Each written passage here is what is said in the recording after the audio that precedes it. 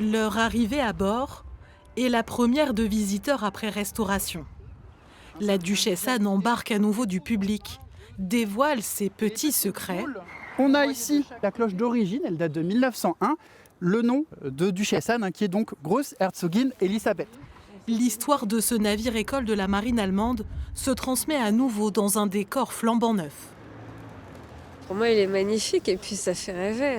L'aventure de la marine à voile, c'est une autre époque. On voit bien l'application en fait et puis le professionnalisme des ouvriers qui ont travaillé. La rénovation était devenue urgente car le bateau très corrodé menaçait de couler.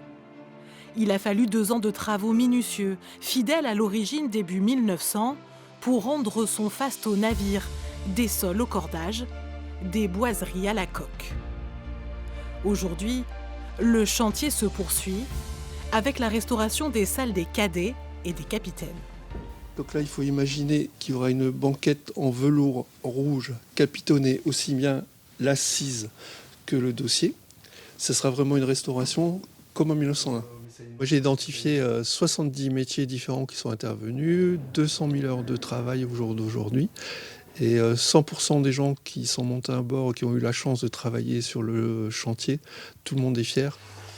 Chaque année, la duchesse Anne accueille près de 18 000 visiteurs.